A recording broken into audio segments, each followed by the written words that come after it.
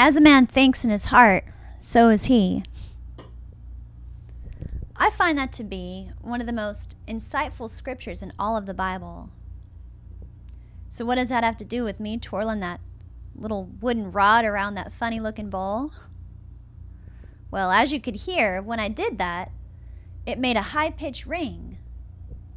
Well, that was caused by the vibration of sound waves. And that singing bowl, as it's called, clearly allows us to perceive high-frequency vibrations. But did you know that everything, as we speak, is vibrating? Everything.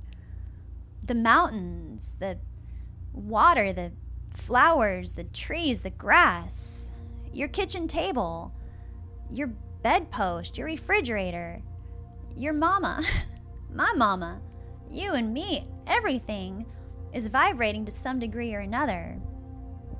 Even your thoughts, in which our thoughts, if they're positive, emit high frequency vibrational waves. If they're negative, lower frequencies.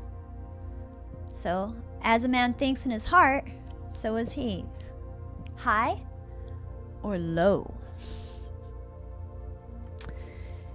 I mean, think about it. Have you ever been around someone who had a negative attitude, who just literally brought you down?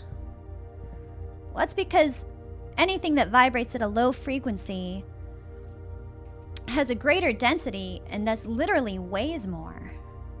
Whereas someone who's always positive and always happy, it can be said to have an uplifting effect on us. Well, it's no coincidence. It's science and spirituality. But what may come as a surprise to you is that for thousands of years, there have been many teachers who have tried to inform us of this. A man by the name of Sri Aurobindo, he said that all mass is just stable light. Jesus Christ said that I am the light of the world. He who follows me will not walk in darkness, but will have the light of life. Now, if you have a little bit of a background in science, you know that light vibrates at the highest frequency that we are aware of. And it travels faster than anything that we're aware of, at a speed of 186,282 miles per second. I just learned that. But again, there's no physical proof to provide that anything vibrates at a frequency relatively close to that of light. But that's because scientists, as much as they'd like to, have not been able to measure the rate at which love travels, or measure the frequency of love. However, there was an interesting experiment performed that kind of helped validate that love actually does vibrate and does have a wavelength. And you're probably not going to like the method used to obtain the results, but let's just say this little bunny took one for the team for the sake of science. Anyhow, for this particular experiment, scientists took a mama bunny thousands of miles away from her baby bunny, and they hooked her up to a machine that measured her brain waves. And then they killed her little baby. I know, it's sad. But as they had hypothesized, at the precise moment that the baby was killed, the mama's brain waves went ballistic.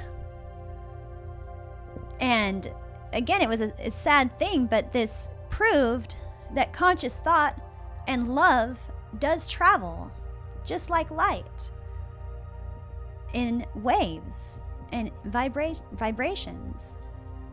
Now, they weren't able to measure the rate at which love travels, but it's got to be pretty fast, probably pretty close to that of light. Light and love, actually, they seem to go hand in hand, don't they? They're the two things that will forever continue to baffle even the most intelligent scientists. And God's going to keep it that way. In fact, come to think of it, there's various scriptures throughout the Bible that state that God is light, and God is love. 1 John chapter 1 verse 5 says, God is light, and in him is no darkness at all.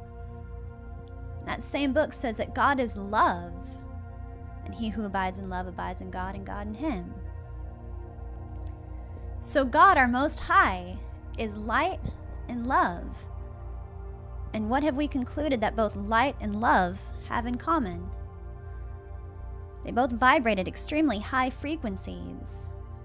So in other words, high vibrations are good vibrations. So having said that, how can we use this knowledge to help us in our daily lives? Well, if you remain conscious that your thoughts are affecting you and that you're actually emitting vibrations, either high frequency vibrations or low frequency vibrations, you're probably going to be a little bit more cautious as to what you think, because quite clearly it's going to affect your surroundings and your environment. You will also be aware that, when you're sending thoughts of love out into the world, it's actually doing something. You're actually sending out vibrations physically. So remember that. And another great exercise to do while you're meditating, and I read this in a book called Divine Magic by a woman named Doreen Virtue, and it's very helpful. But it's a visualization technique, and what you do while you're meditating is you picture a soundboard, like an audio soundboard, and up at the top of the soundboard you have everything that you desire. At the bottom you have its polar opposite. For instance, if you desire financial abundance, you would have that up at the top and maybe poverty down at the bottom, or happiness and sadness, right? And then in your mind's eye, you visualize pushing the knob from the low frequency negative or polar opposite of the positive one. You just push it up. And as you do, you kind of picture in your mind, you imagine a sound basically going from low to high as you lift each knob from the negative to the positive. Very practical, yet very effective. And the thing is vibrations is what life is all about. Get into it. It's interesting. It's energy. It's what creates life. That's why I got my singing bowl here. It helps me to meditate and focus on higher vibrations. Because again, God is light, and God is love. And light and love are good vibrations. Thank you for listening to what I have to say. God bless you. I love you. I'm picking up good vibrations. She's giving